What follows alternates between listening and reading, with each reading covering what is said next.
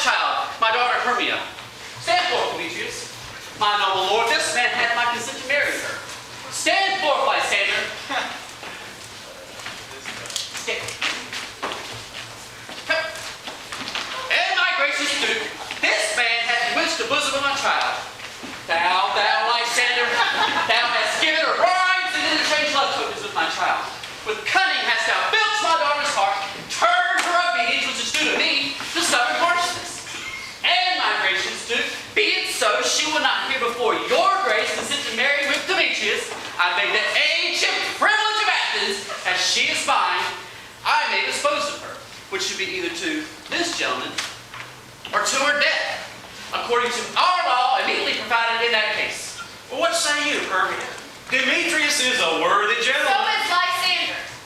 Yeah, in himself he is, but in this kind, wanting your father's voice, the other must be held the worthier. I would my father looked but with my eyes. Rather, your eyes must with his judgment look. Can you entreat your grace to pardon me, that I may know the worst that may befall me in this case, if I refuse to wed Demetrius? It is to die the death, or to abjure forever the society of men. Therefore, fair Hermia, question your desires, know your youth, examine well your blood, whether if you yield not to your father's choice, you can endure forever the livery of a nun.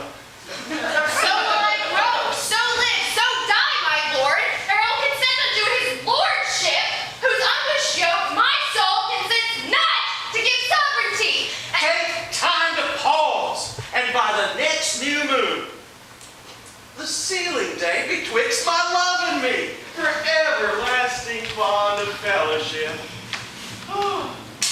Upon that day, prepare either to die for disobedience to your father's will, or to wed Demetrius, which he would, or upon Diana's altar to protest for austerity and single life. Relent, sweet Hermia, and Lysander, yield thy grace title to my certain right. Yet our fathers love Demetrius, let me have Hermias. Do you marry him? Scorn no Lysander. True, he hath my love. And what is mine, my love shall render him. And she is mine, and all of my right of her I do consider to Demetrius. I am my lord as well derived as he is well possessed. My love is more than his. My fortunes every way is fairly rent. I am the love of beauteous Hermia. Why should not I then prosecute my right? Demetrius, I'll avouch it to his head, doth love Nader's daughter, Helena, and won her soul, and she, sweet lady, dotes upon the spot an inconstant man. Whoa. I must confess I had heard so much. Demetrius, come. Aegeus, you come with me. I have some private schooling for you both. For you, fair Hermia, look, you arm yourself to fit your fancies to your father's will. Else the law of Athens yields you up, which we by no means may extenuate, to death or to vow of single life.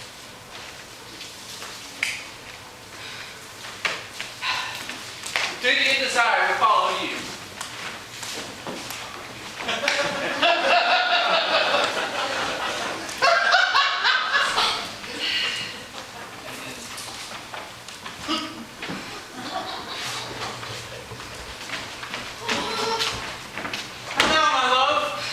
Cheeks so pale, how chance the roses there to fade so fast? Like for want of rain, which I could well achieve them with the tempest of my eye. I need by aught that I could ever read, ever hear by tale or history, the course of true love never did run smooth, but either was different in blood. Oh, hell to choose love by another's eyes.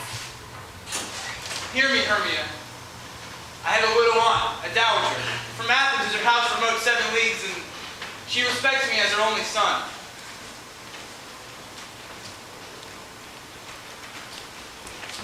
There, gentle Hermia, may I marry thee?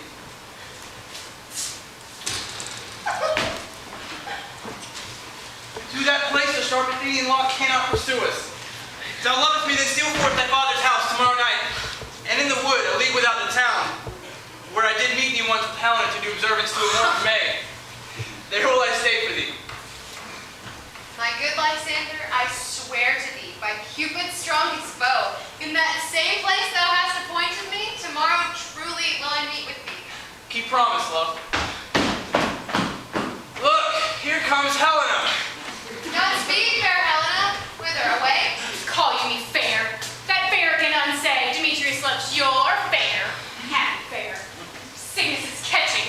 Oh, with favor so, for the world mine, and Demetrius being mated, the rest I give to be to you translated. Teach me how you look, and with what art you sway the motion of Demetrius' heart. I frown on him, yet he loves me still. Oh, that your frowns could teach my smile such skill. I give him curses, yet he gives me love. Oh, that my prayers with such affection move. The more I hate, the more he follows me. The more I love, the more he hated me. Take comfort. He no more shall see my face. Lysander and myself shall fly this place. Helen, to your minds we will unfold. Tomorrow night from Athens' gate have we devised to steal. And in the wood my Lysander and myself shall meet, and thence from Athens turn away our eyes to seek new friends and stranger companies. Farewell, sweet playfellow. Pray for us, and good luck grant thee thy Demetrius. Keep word, Lysander, we must starve our sight from lovers' food till morrow deep midnight. I will, Hermia! Woo! Helena, adieu, as you on him, Demetrius stowed on you. How happy some where other some can be. Through Athens I'm thought as fair as she. But what of that, Demetrius thinks not so. Love can transpose to form and dignity. Love looks not with the eye, but with the mind, and therefore is winged Cupid painted blind. I will go tell him of fair Hermia's flight. Then to the wood will he tomorrow night pursue her. And for this intelligence, if I have thanks, it is a dear expense. But here in me not to enrich my pain, to have his sight thither and back again. Yeah, buddy. What's up? Solar company here. You are best to call him generally, man by man according to the script. Here's the scroll of every man in all Athens that is fit to play in our interlude before the Duke and the Duchess on his wedding day at night. First, Peter Quince, tell us what the play entreats on, then read the names of your actors, and so grow to a point. Mary, our play is the most lamentable comedy and most cruel death of Pyramus and Thisbe. Ah, a very good piece of work, I assure you. Now, Peter Quince, call forth your actors by the scroll. Masters, spread yourselves. Answer as I call you, Nick Bottom, the Weaver. Here, name what part I am for, and proceed. You, Nick Bottom, are set down for Pyramus. Ah, what is Pyramus? Is he a lover or a tyrant? A lover that kills himself most gallant for love. Ah, this will call for some tears and a true performing of it. If I do it, let the audience look to their eyes. I will move storms. I will condole and soften. And to the rest. And my chief humorist for a talent. I could play Heracles rarely, or part to Terracanted to make all split. The raging rocks and shivering shocks will break the locks of prison gates.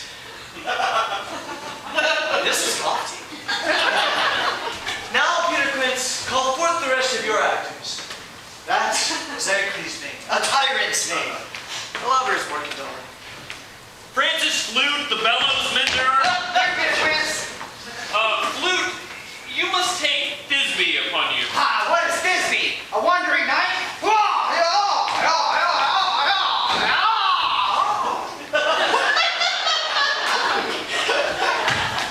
It is the ladies. Say, don't let me play a woman. I have a beard coming. That's all one. You shall play it in a mask, and you may speak as small as you will. And I may hide my face. Let me play Thisbe too. I will speak in a monstrous little voice. Thisbe! Oh, Thisbe! Oh, dearest dear! Oh, baby dear! I love you! No. You must play Pyramus and Flute, you Thisbe. Well, proceed. Robin Starveling, the tailor. Here, Peter Quince. You, Pyramus's mother. Tom Snout, the tinker. Here, Peter Quince. You,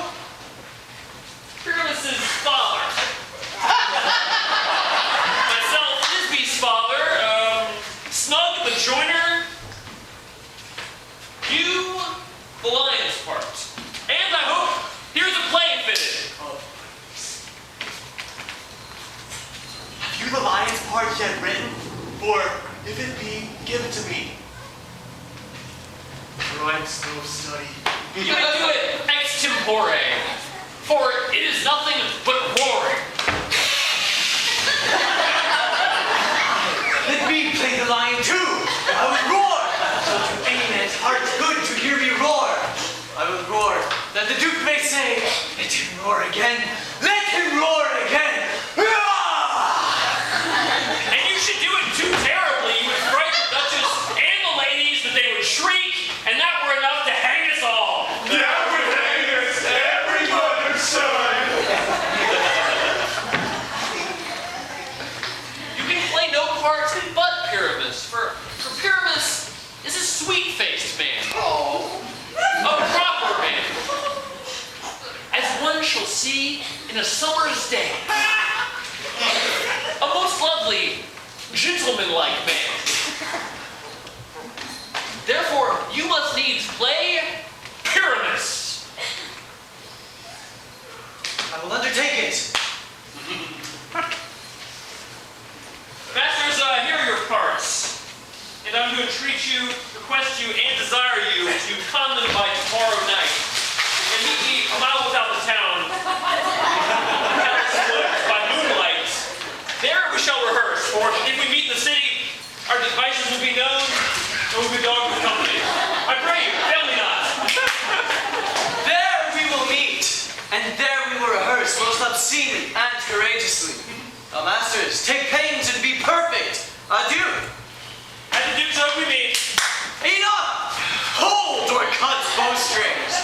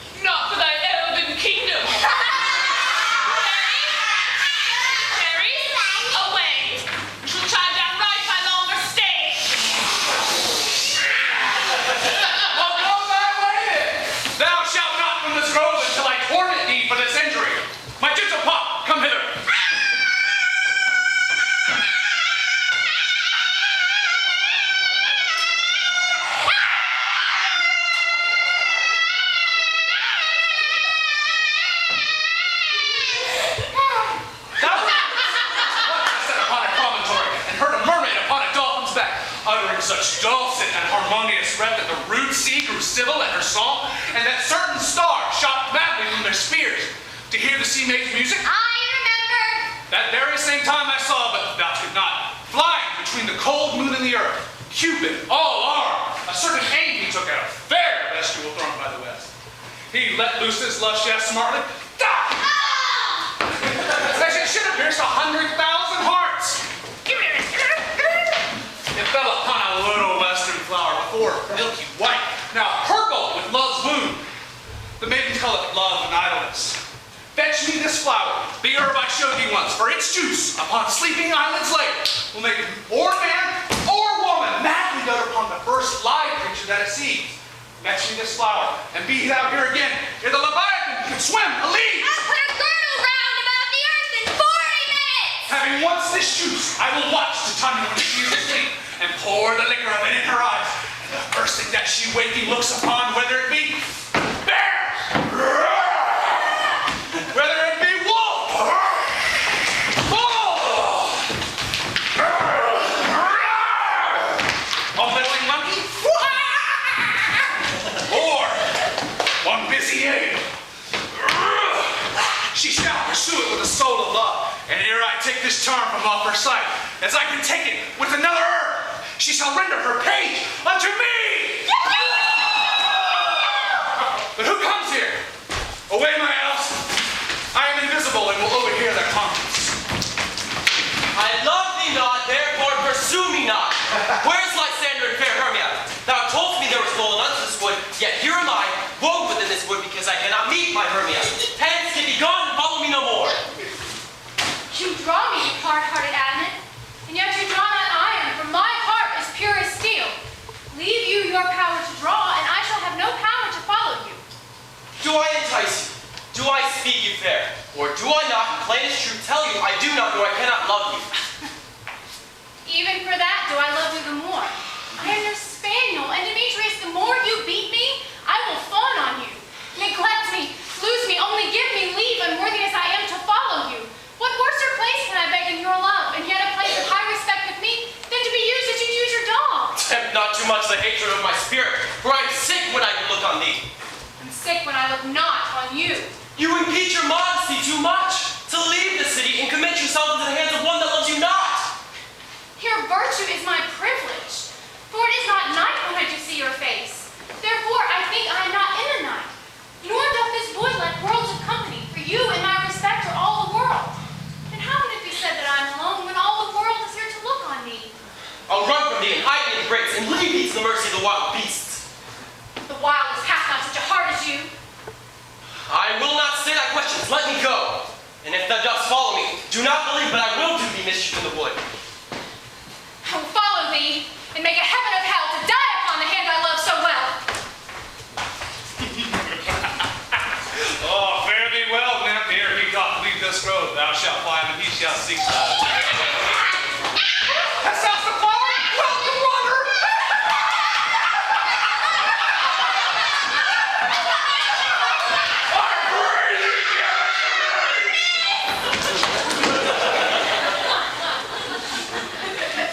I know a bank where the wild thyme grows, where ox slips and the nodding violet grows.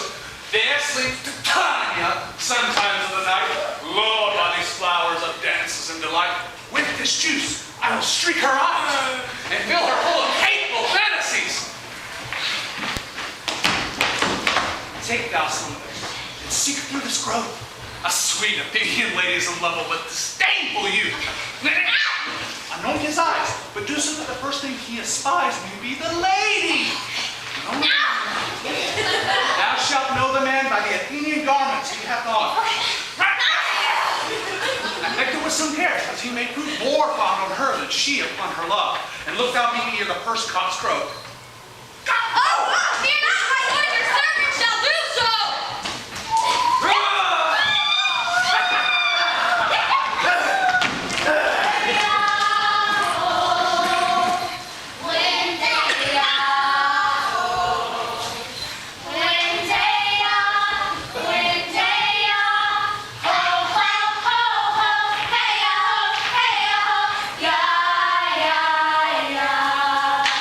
Come,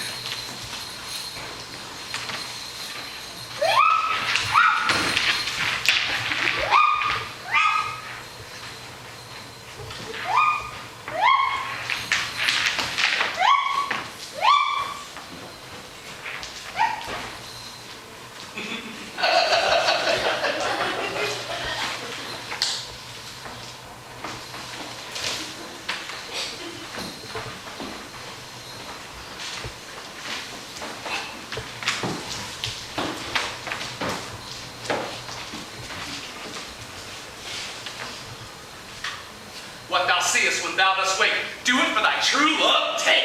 Love and languish for his sake. Be it ounce or cat or bear. There. Barred or born with bristle hair. And nigh that shall appear. When thy wakest, it is thy dear. Wake when some vile thing is near.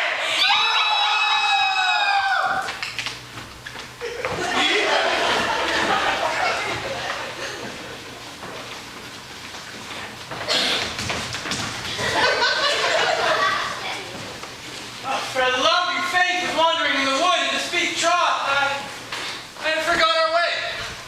Well, rest us, Hermia, if you think it good, and tarry for the comfort of the day. Be it so, Lysander. Find you out of bed, for I upon this bed shall rest my One head. turf shall serve as pillow for his boat. Nay, good Lysander, for my sake, my dear, lie further off. Do not lie so near. Oh, take the sin sweet of my innocence. Love takes the meaning of love's conference. I mean that my heart unto yours is knit, so that but one heart we can make of it.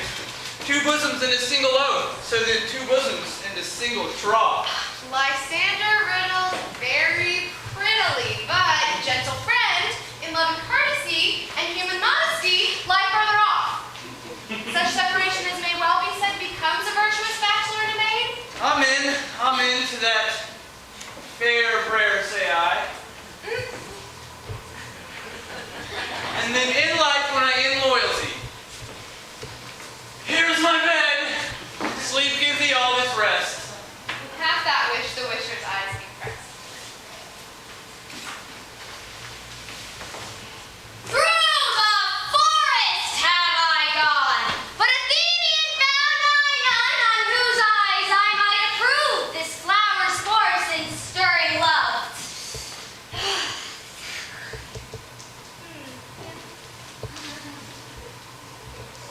Night and silence.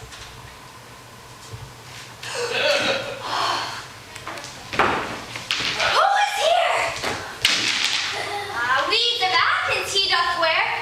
This is he, my master said, despise the Athenian maid.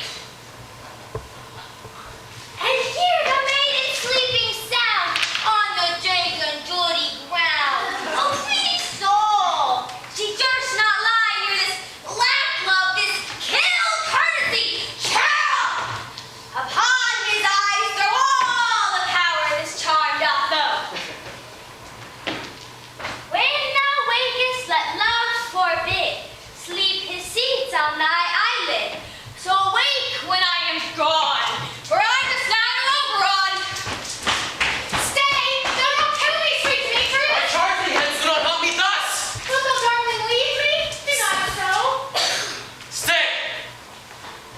On thy peril, I alone will go.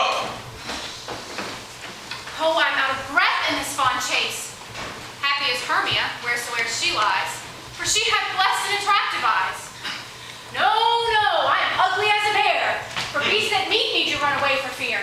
Therefore no wonder though Demetrius as a monster fly my presence thus.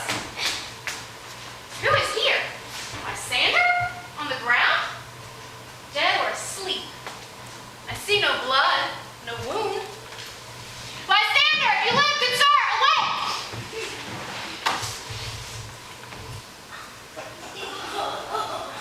Run through fire, I will for thy sweet sake. Transparent Helena, nature shows art, that through thy bosom makes me see thy heart. Where's Demetrius? How fit a word is that vile name to perish on my sword? Do not say so, Lysander, say not so. What though he love your Hermia? Lord, what though? Yet Hermia still loves you, therefore be content. Content with Hermia. Now I do repent the tedious hours I with her have spent. Not Hermia, but Helena I love, who will not change a raven for a dove. The will of man is by his reason swayed, and reason says you are the worthier maid. Wherefore was I to this keen mockery born? When at your hands did I deserve this scorn? Is it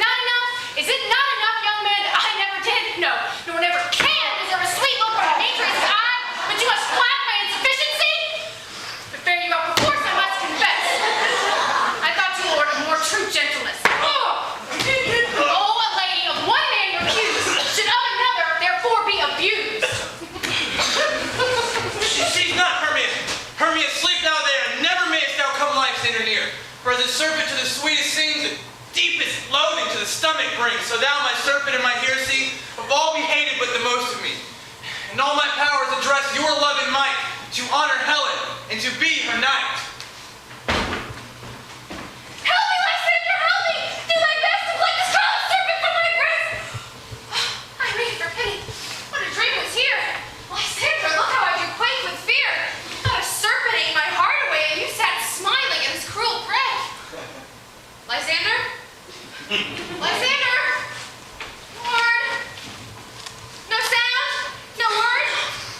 Then I well perceive you are not nigh. Either death or you. I'll find immediately. Yoo-hoo! Yo, yo, yo! Woo! Again. Right. You're such a cute Are we all met? Pat. And here's a marvelous, convenient place for our rehearsal. This green plot shall be our stage. This hawthorn brake our tiring house, and we will do it in action as we will do it before the Duke. Peregrine! What sayest thou, Bully Bottom? There's some things in this comedy of Pyramus and Thisbe that will never please. First, Pyramus must draw his sword to kill himself, which ladies cannot abide. Well, how answer you that? By your larkin of parlous fear! I think we must get him out when all is done. Not to wait. I have devised how to make all well. Write me a prologue, and then the prologue seemed to say, "We will do no harms with our swords."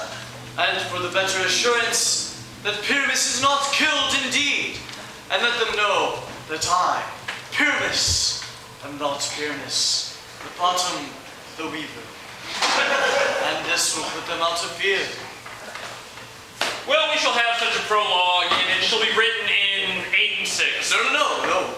Let it be written in 2 more. Let it be written in 8 and 8. Will not the ladies be afeard of the lion? I fear it, I promise you. Therefore, another prologue must tell that he is not a lion. You must name his name, and half his face must be seen through the lion's neck. And he himself must speak through, saying thus, or to the same effect of, "Ladies, or fair ladies, I would request you, I would entreat you, not to fear, not to tremble, my life for yours. If you do think I come here as a lion, 'twere a pity upon my life, for I am no such thing. And herein, let him name his name, that he is not a lion, but Joiner." Well, it shall be so. But there is 2 hard things, that is, to bring the moonlight into the chamber, for, as you know, Pyramus and Thisbe did meet by moonlight. Doth the moon shine that night we play our play? A calendar! A calendar! Look in the almanac. Find out moonshine! Find out moonshine! Yes, it doth shine that night. No, you must leave a casement, the great chamber window, open when we play our play, so that the moon may shine through at the casement. Aye. Or else, one must enter with a bush of thorns and the lanthorn, and say he comes to disfigure or to present the person of moonshine. Then there's another thing. We must have a wall in the great chamber, for Pyramus and Thisbe, says the story, did talk through the chink of a wall. You can never bring in a wall. What say you, Bottom?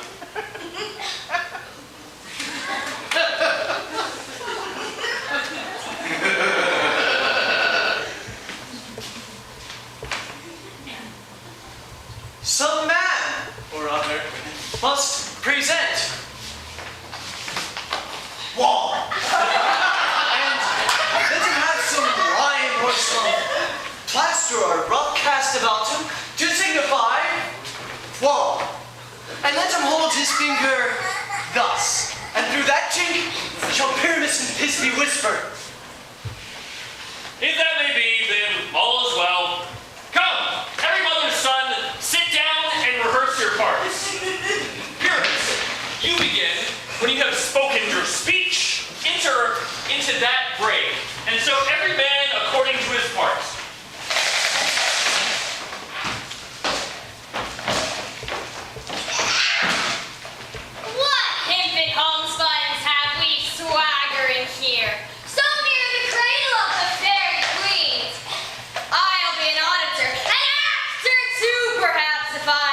cause.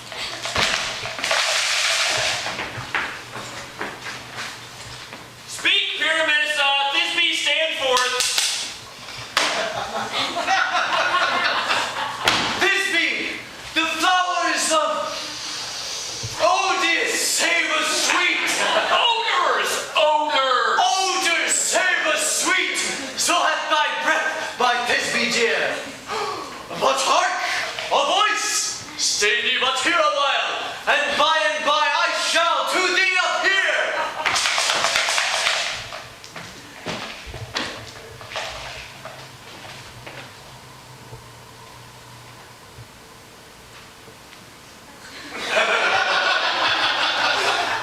A stranger Pyramus that ever played here. Must I speak now? I marry must you, for you must understand that he goes but to see a noise that he heard, and is to come again.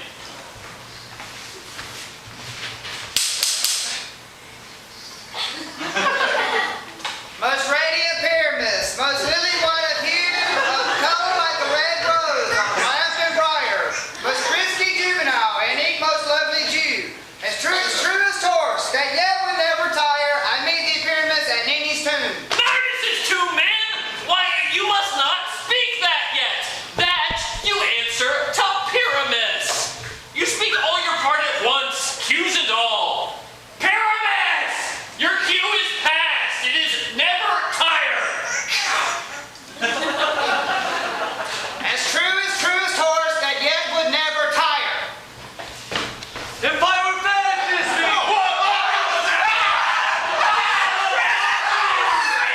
We are haunted! Pray, masters! Fly, masters, away!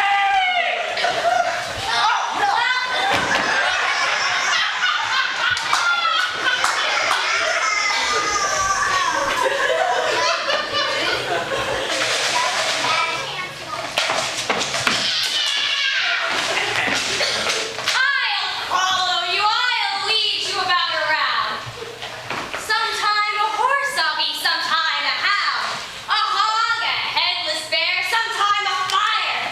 And neigh and bark and grunt and roar and burn. Like horse, hog, bear, fire at every turn.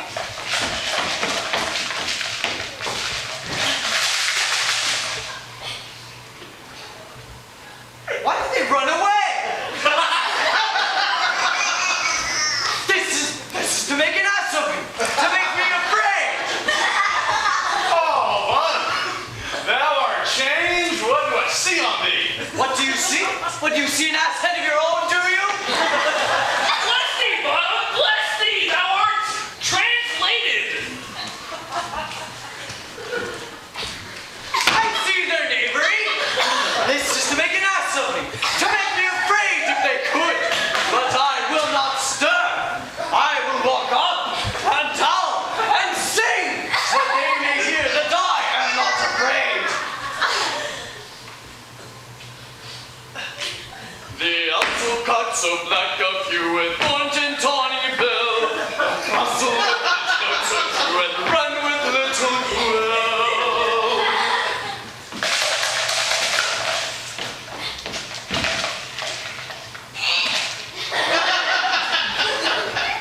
And there's the beginning of our night.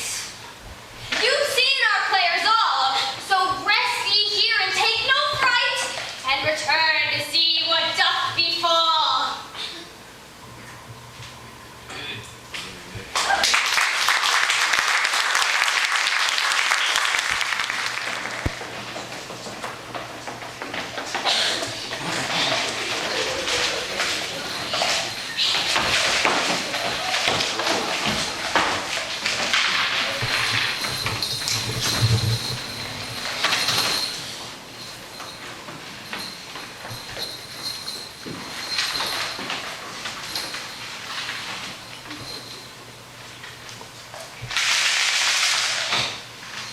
The finch, the sparrow, and the lark, the lights on cuckoo gray, whose notes full many a man doth one can dare not answer nay, who set his wits so foolish a bird, who'd give a bird the lie, though he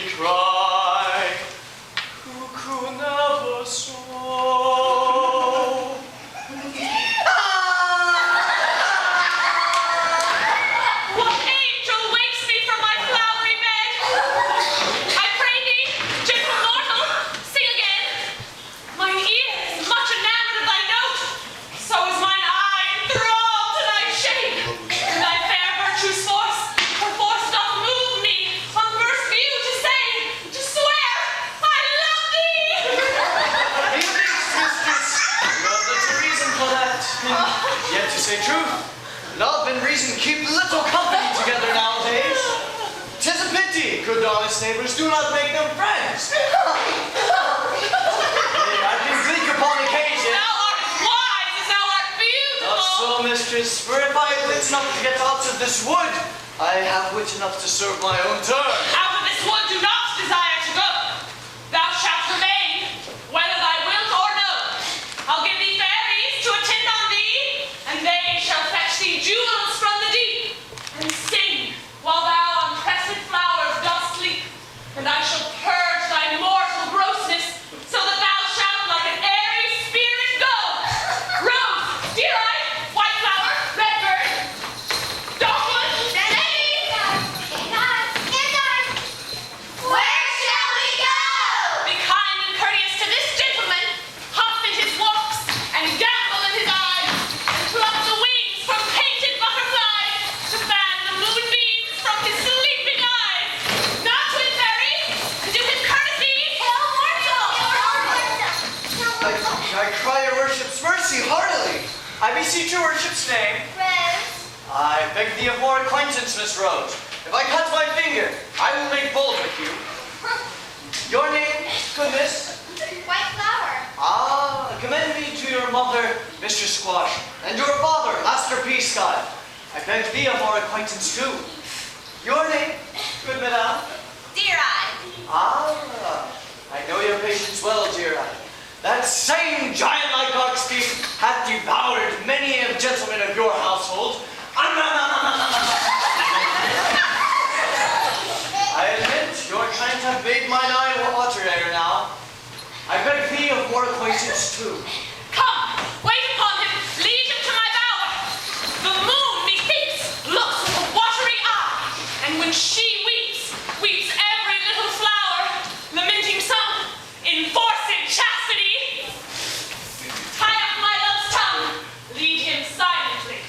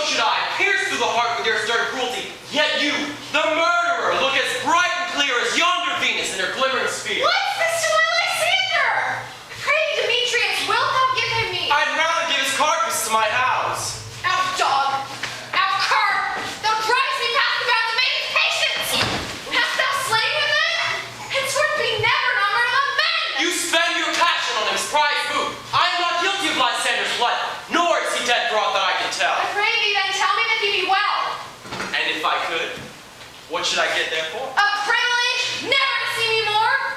From thy hated presence part I sow. See me no more, whether he be dead or no. There's no following her in this fierce vein. Here, and for a while will remain.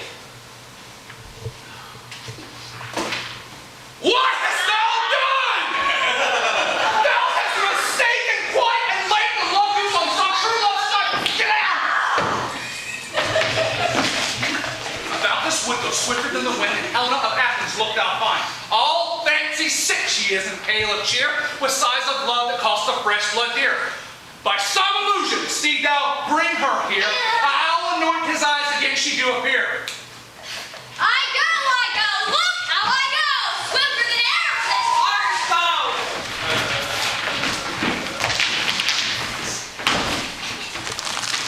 Flower of his purple dye, hidden Cupid's archery. Seeking after love his eye. When his love he does despise. Let her shine gloriously. As the deepest of the sky. When thou wakest, if she be by, beg of her for remedy!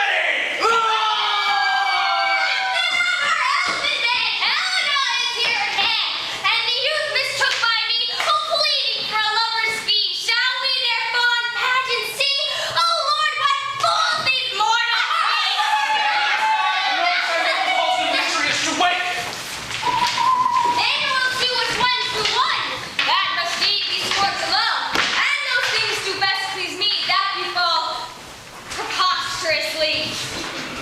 Why should you think that I should woo and scorn? Scorn and derision never come in tears. How can these things that may seem scorn to you bearing a badge of faith to prove them true? You do advance your cunning more and more when truth kills truth, O devilish holy fray. These elves are Hermia's. Will you give her more? I had no judgment but to her I swore. You are not in my mind now that you give her more. Demetrius loves her, and he loves not you. Ugh.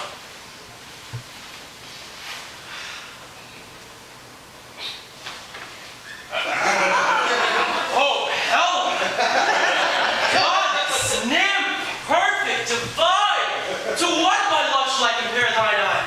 Crystal is muddy, oh, how ripe and show thy lips, those kissing cherries tempting grow. Oh, let me kiss this princess of pure white, seal of bliss.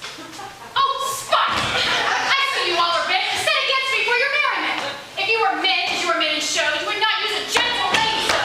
To bow and swear and super praise my parts, for I'm sure you hate me with your hearts.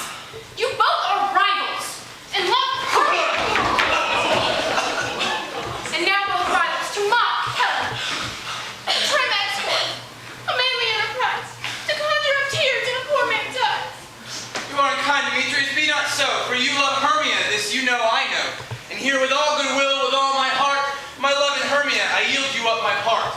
And yours of Helena to me bequeath, whom I do love and will do till my death. Never did mockers waste more idle breath. Lysander, keep thy Hermia, I will have none. If ever I loved her, all that love is gone. My heart, but as guess who I should join, is to Helena's at home return, there to remain. Helen, it is not so! Disparage the faith thou dost not loathe, lest thy peril thou abide near. Look where thy love comes, yonder is thy dear. Thou art not by my eye, Lysander found my ear. I think it brought me to thy sound. But why unkindly didst thou leave me so? Why should he stay whom love doth press to go? What love could press Lysander from my side? Lysander's love that would not let you by!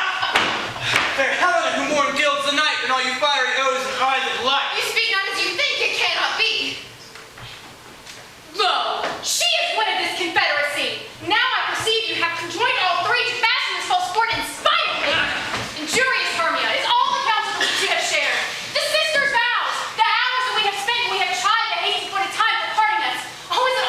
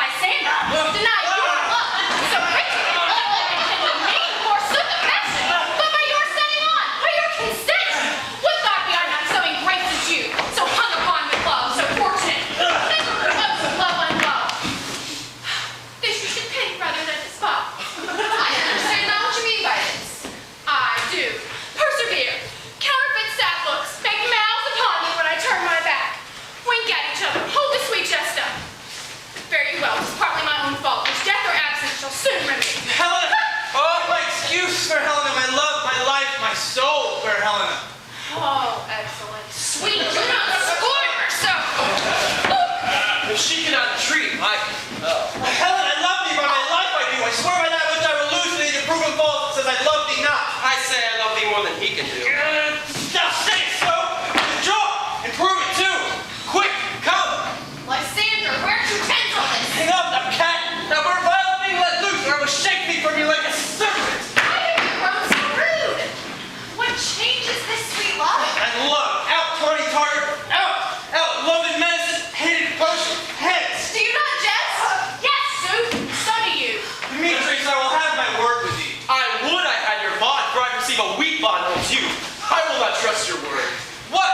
Would you have me harm her, strike her, kill her dead? Although I hate her, I would not harm her so. What? Can you do me no greater harm than hate? Hate me? Why? Am I not Hermia? Are you not Lysander? I'm as fair now as I was erewhile. Since tonight you loved me, yet since tonight you left me. Why then? You left me! Oh, God's forbid in earnest, shall I say? I never did desire to see thee more. Therefore, be out of hope, of doubt, 'tis certain that you hate thee and love Helena. Oh, you paper blossom, you juggler, you thief of love! What, have you come by night and stolen my love's heart from him? Fine and faith. Have you no modesty? No maiden shame? No touch of bashfulness? What, will you tear impatient answers from my gentle tongue? Fie, you counterfeit, you puppet, you! Puppet! Why? So that way goes the game. Now I perceive that she hath made compare between our statures. She hath urged her height. And with her personage, her very tall personage, her height forsooth, she hath prevailed with him. And are you grown so high in his esteem because I am so dwarfish and so low? How low am I, thou painting maypole? Speak! How low am I? I am not yet so low, but that my nails can reach into thine eyes. Go! I pray you, though you mock me, gentlemen, let her not hurt me. I was never cursed. And though you may think because she is something lower than myself that I can match her. Lower? Then Hermia, do not be so bitter with me. I evermore did ever keep your counsel, never wronged you. Save that in love unto Demetrius, I told him of your stealth unto this wood. Oh, He followed you. In love, I followed him. But he hath tried me hence, and threatened me to strike me, spurn me, nay, to kill me too. And now, so you will let me quiet go to Athens, will I bear my folly back and follow you no further. Let me go. You see how simple and how fond I am. well, get you gone. What is it that matters you? Foolish heart that I leave here behind. What, with Lysander? But Demetrius. Fear not, Helen, for she shall not harm thee. No, she shall not, though you take her part. Oh, when she is angry, she is keen and shrewd. She was a vixen when she went to school. And though she be but little, she is fierce. Little! Again! Nothing but low and little! Why will you suffer her to flouting us? Let me come to her! Gone, dwarf, you menace, a hindering, not grass, maid, you bee, you acorn. You are too ambitious in her behalf that scorns your services. Speak not of Helena. Take not her part, for if thou dost intend to never show so little love of her, thou shalt abide. Now she holds me not. Follow, if thou darest, to try who's right, for thine or mine is most in Helena. Follow? Nay, I'll go be cheek by jowl. You, mistress, all this coil is long with you. Nay, go not back. I will not trust you, nor longer stay in your cursed company. Your hands and I are quicker for a prey. My legs are longer to run away. I am amazed and know not what to say.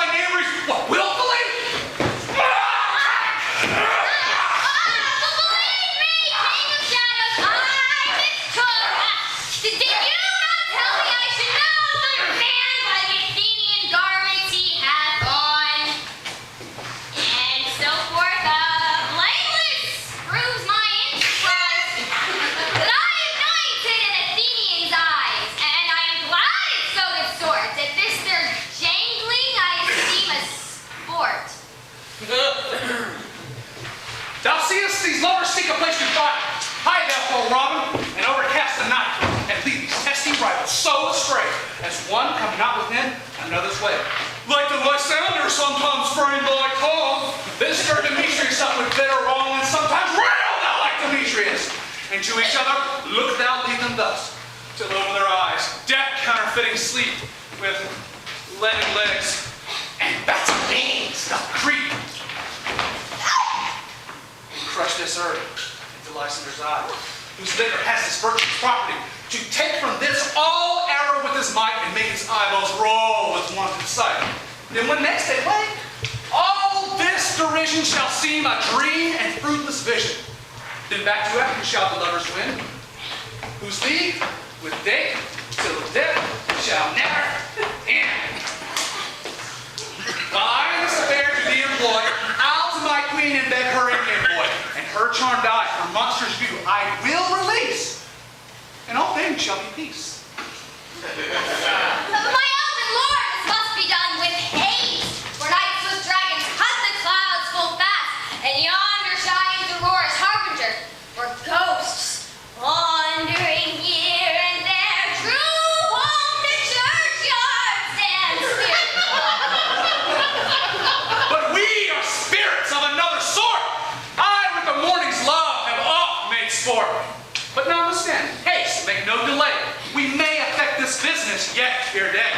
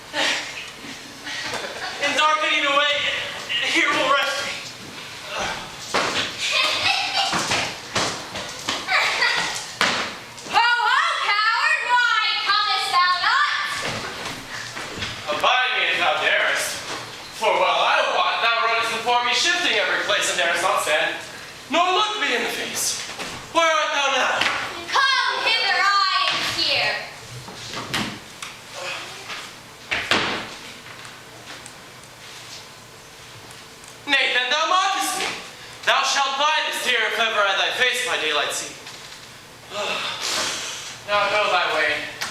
Faintness constraineth me. To measure out my length in this low bed, by day's approach, look to be visited. Oh, weary night. Oh, long and tedious night. Abate thy hour. Shine comforts from the east, that I may back to Athens by daylight. And sleep, that sometimes shuts up sorrow's eye. Steal me a while from my own company. Yet but three, come one more. Two of both kinds makes up four. Oh, here she comes, cursed and sad. Cupid is a knavish lad, yet to make poor females mad. Never so weary, never so in woe. I can no further crawl, no further go. Here I'll rest me till the break of day. Heaven shield Lysander if they meet a fray. On the ground, sleep sound. I'll apply to your eye gentle lover remedy. When thou wakest, thou takest true delight in thy former lady's sight, and the country proverb known that every man should have his own. Jack shall have Jill, naught shall go ill, and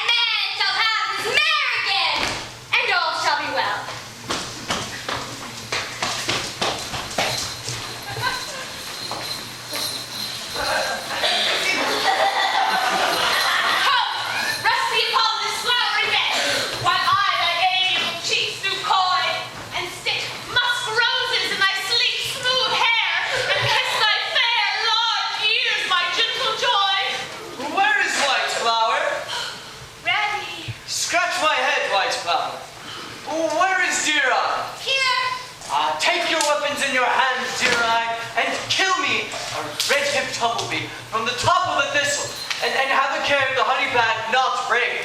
I would be loath to have you overflown with a honey bag, good dear. Now, Miss Rose, where is Miss Rose? Daddy, Give me your leave, Miss Rose, and pray you, leave a courtesy. what's your will? Nothing, Miss Rose, but to help Cavalier Whiteflower to scratch.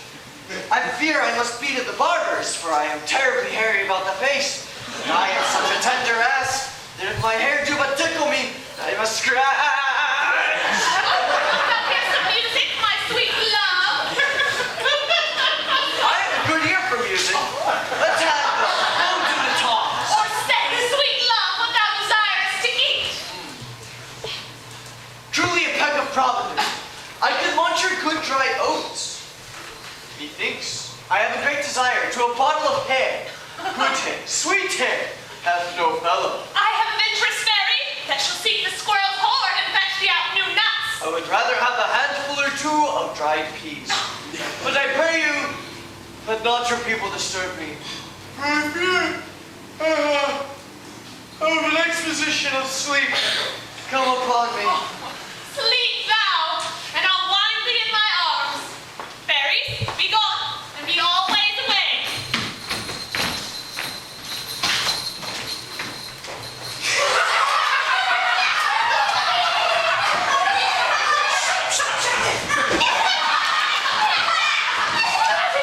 Welcome, good Robin! See yourself this week, son!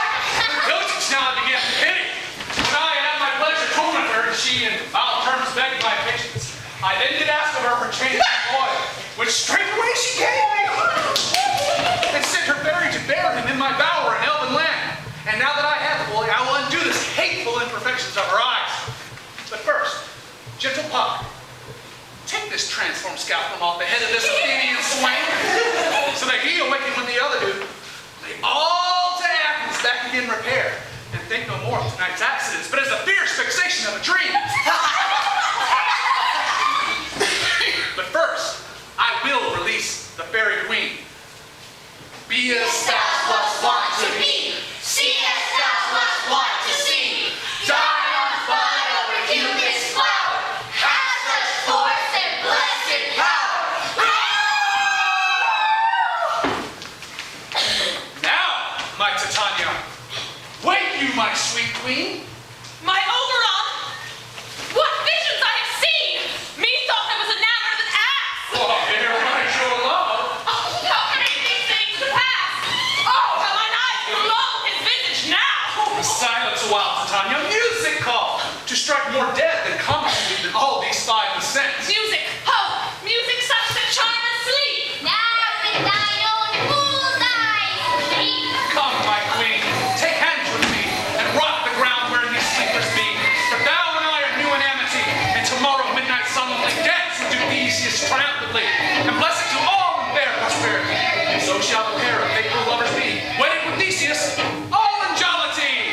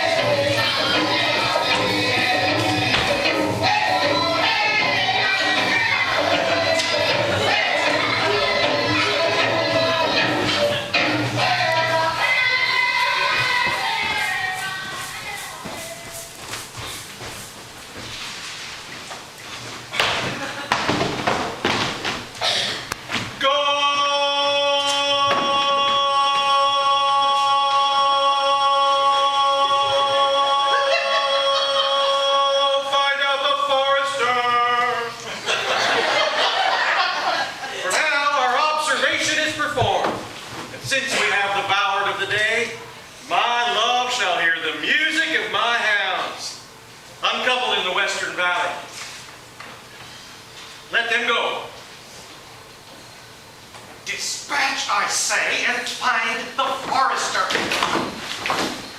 I was with Hercules and Cadmus once, when in a wood of Crete they bathed the bear with hounds from Sparta. Never did I hear such gallant chiding, for besides the fountains, the skies, the groves, everything there seemed all one mutual cry. I never heard so musical a discord, such sweet thunder. My hounds are bred out of the Spartan kind, so flued, so sanded, and their heads are hung with ears that sweep away the morning dew. The cry so tunable was never hollered at, nor cheered with horn, in Crete, in Sparta, nor in Thessaly. Judge when you hear. But soft, what nymphs are these? My lord, this is my daughter here asleep. And this Lysander, this Demetrius is, this Helena. Oh, name is Helena. No doubt they rose up early to observe the rite of May. And hearing of our intent, came to grace our solemnity. Speak, good Aegeus, is this not the day Hermia was to give answer of her choice? It is, my lord. Good morning, friends! St. Valentine's passed! Pardon, my lord. I pray you all stand up. Now I know you two are rival enemies. How comes this gentle concord in the world, that hatred be so far from jealousy, to sleep by hate and fear no enmity? My lord, I shall reply amazingly, half sleep, half waking, but as yet cannot truly say how I came here. But as I think, for truly what I speak, and now do bethink me so it is, I came with Hermia hither. Our intent was to be gone from Athens where we might without the peril of the Athenian law. Enough, enough! My lord, you have enough. I beg the law. The law upon his head. They would have stolen away. They would, Demetrius. Thereby to have defeated you and me. You of your wife, and me of my consent. Of my consent that she should be My your wife. lord, fair Helena told me of their self, of hither purpose to this wood. I in fury followed them. Fair Helena in fancy followed. But my lord, I wot not by what power, but by some power it is, my love for Hermia melted as snow. And all the faith, the virtue of my heart, the object and pleasure of mine eye, is Helen.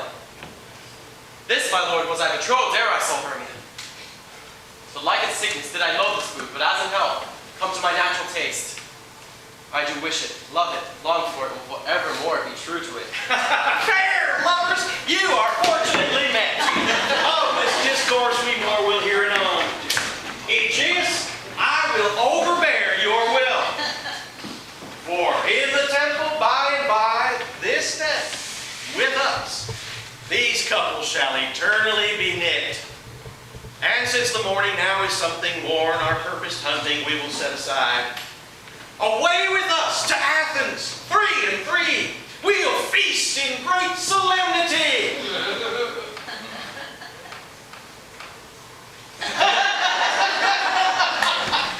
Come on, Paul.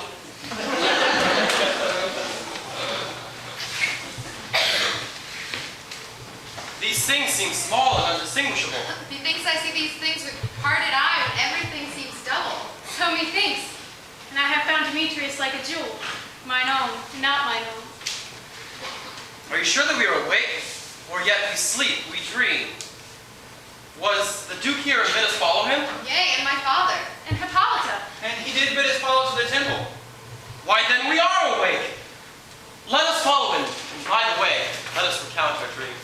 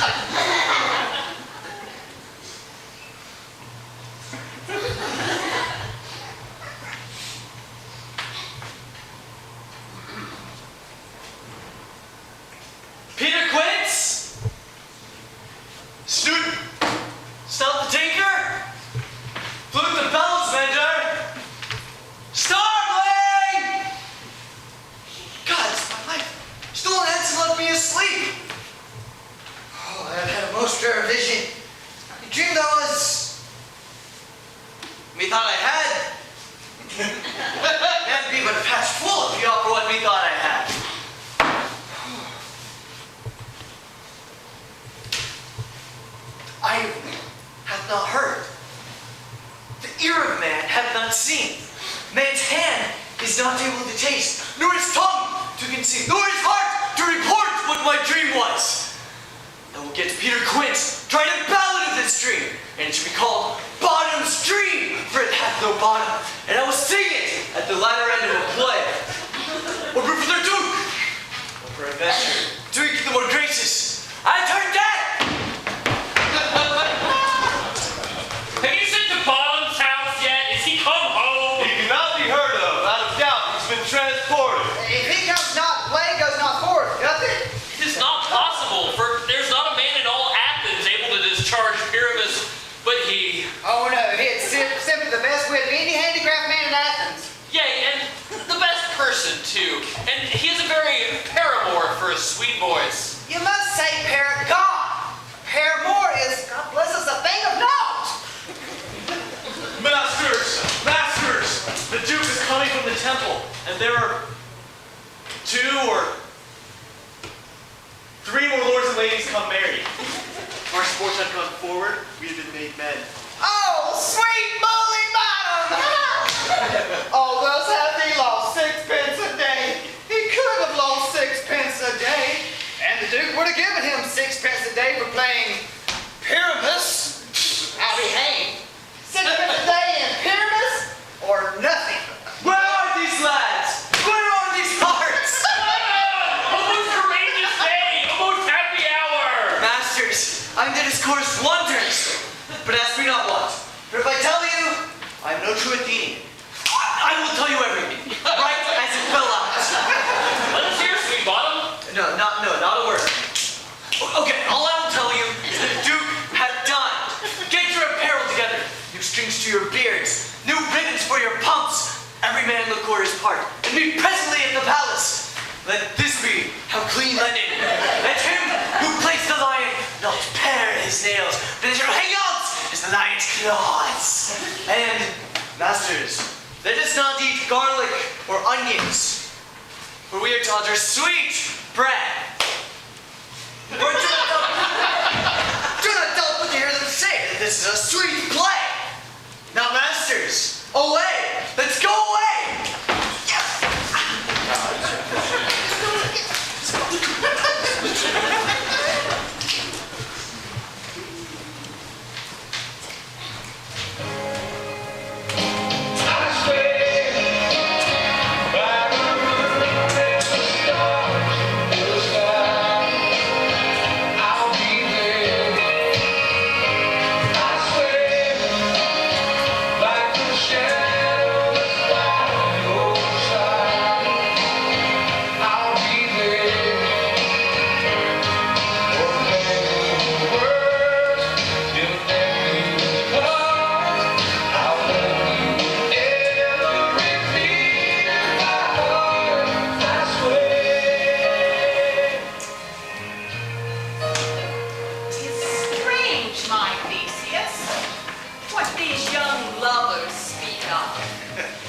Strange than true.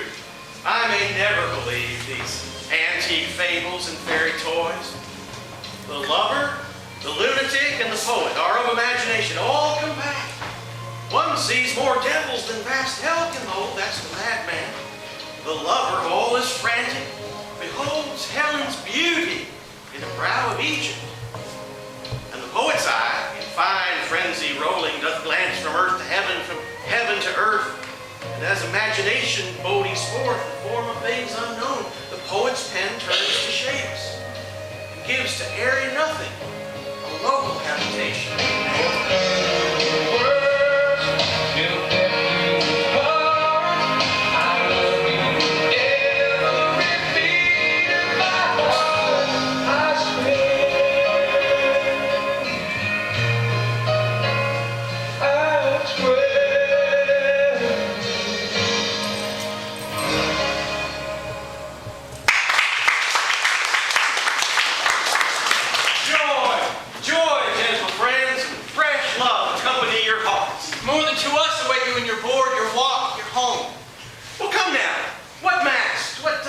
Shall we have? What revels are at hand? Is there no play to ease the anguish of a torturing hour? Philostrate! Everybody, Theseus!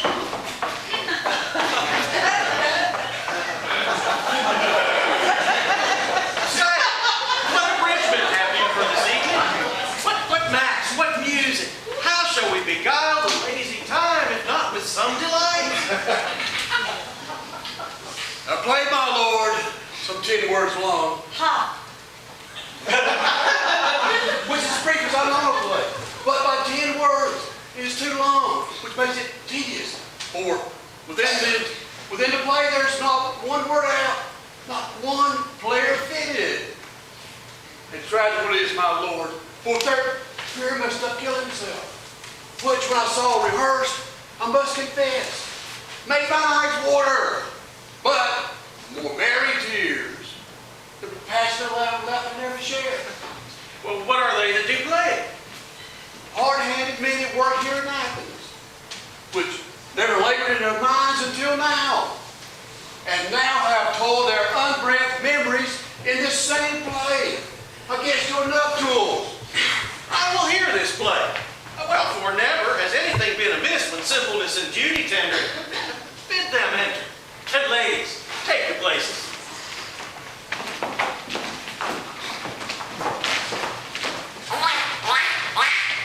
And now, your grace, the prologue is addressed.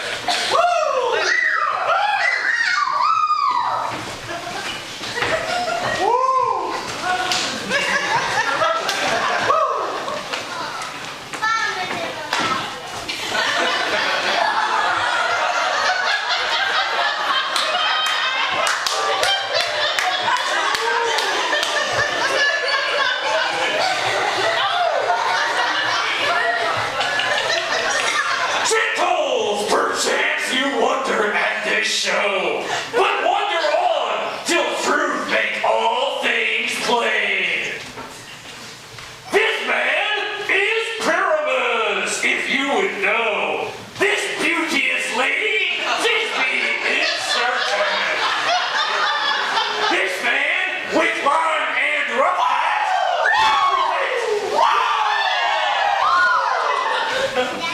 that vile wolf is Lord's thunder. And through walls take poor souls, they are content to whisper.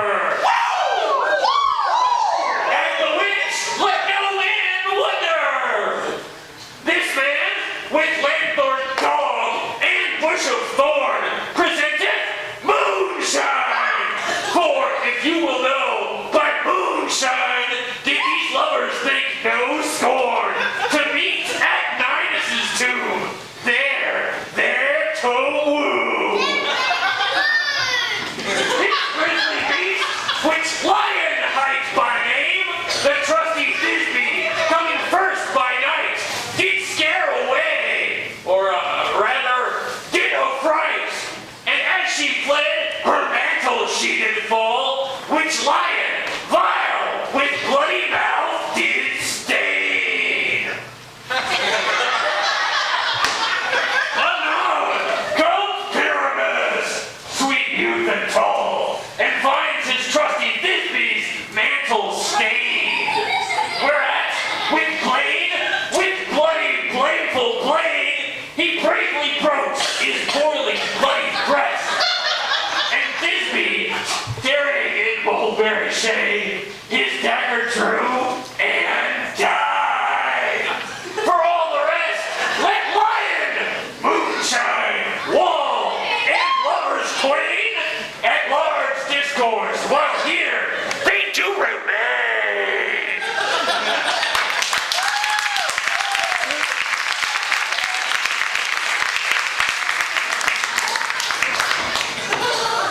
In this same interlude it doth befall that I, one stout by name, present a wall. And such a wall as I would have you think that had any cranny, nook, or chink, through which the lovers, Pyramus and Thisbe,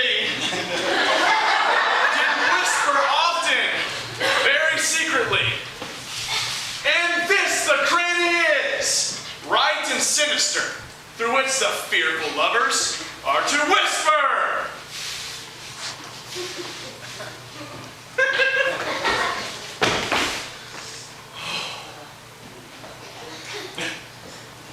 Oh, grim-looked night.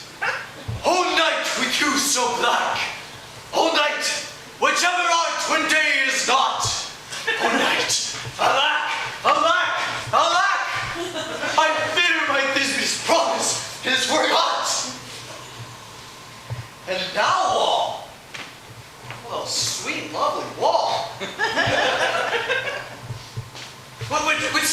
me, her father's ground, and mine, and thou wall, sweet, lovely wall, show me thy chink, through which to blink through with mine eye. Thanks, wall. Jove shield thee well for this. What see I? No, this be do I see. Thou wicked wall, through whom I see no bliss. Curse be thy stones for thy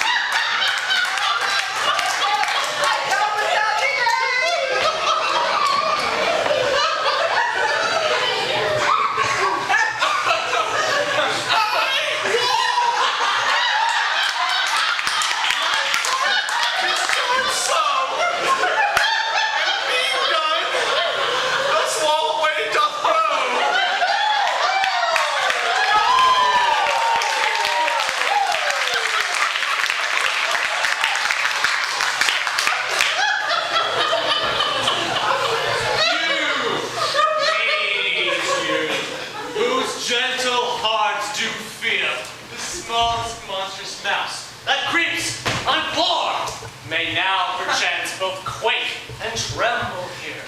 When thine rough and wildest rage doth roar. Then know that I, one Snug the Joiner, am a lion fell, nor else no lions down.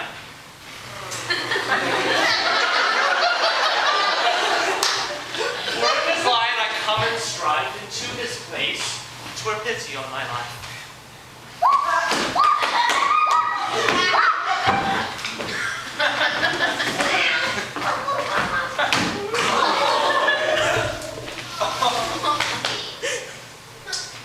This lanthorn doth the horned moon present. This lanthorn doth the horned moon present. Myself the man, I the moon do seem to be.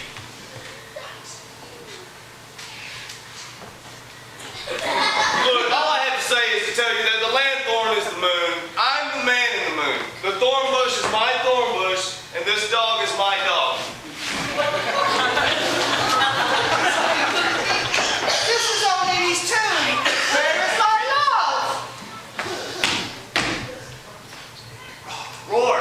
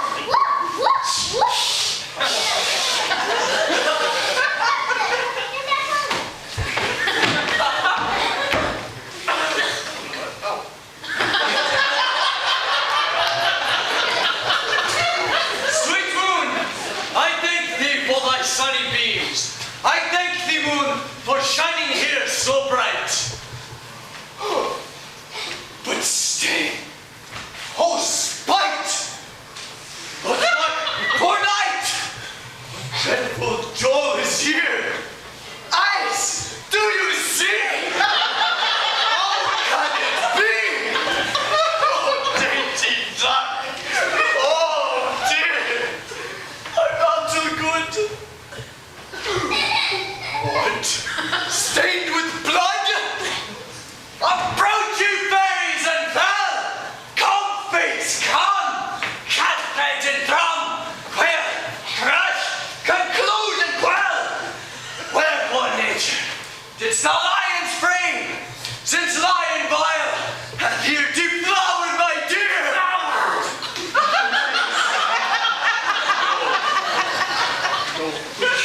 What? The most lovely day that's ever lived, and looked, and liked, and loved. Come, tears, come! Outside! Outside! Outside! And wound that pap of Pyramus! That pap of Pyramus! And thus,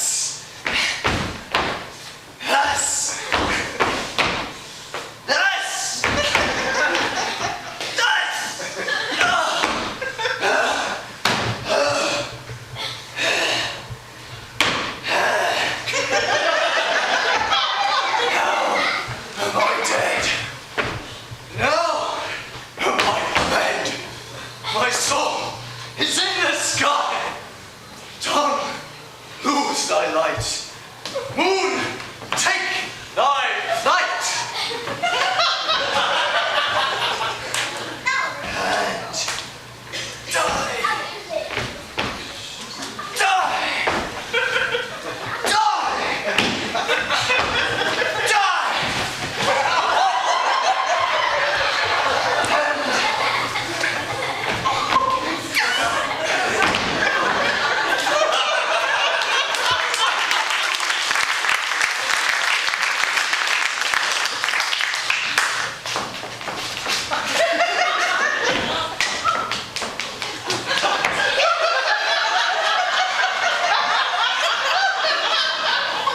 Asleep, my love? What? Dead, my dog? Oh, Pyramus, arise! Arise! Speak, Christ! Oh, dead, too! Must cover thy eyes, tease my lips.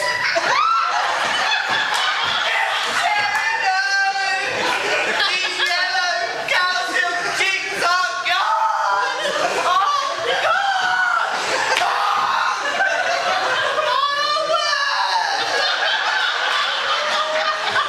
Come, trusty soul!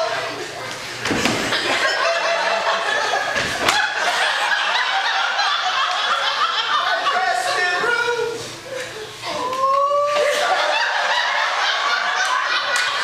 And farewell, friends. Thus is the end. Adieu. Adieu.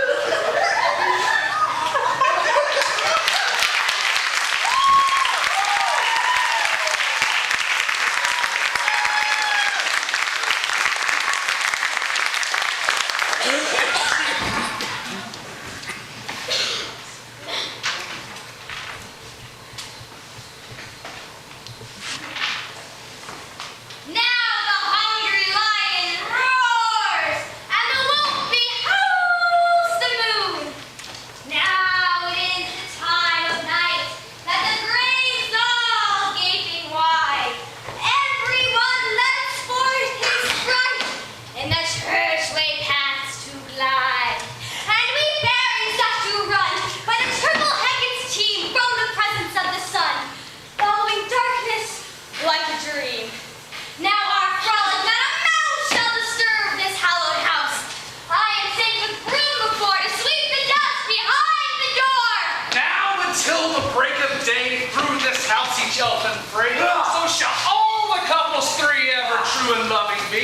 With this skill do concentrate, every elfin fairy take his gate, and each several chamber blessed through this palace with sweet peace. And the owner of it will rest, ever shall in safety bless. Trip away, make no stay. Meet me all by break of day.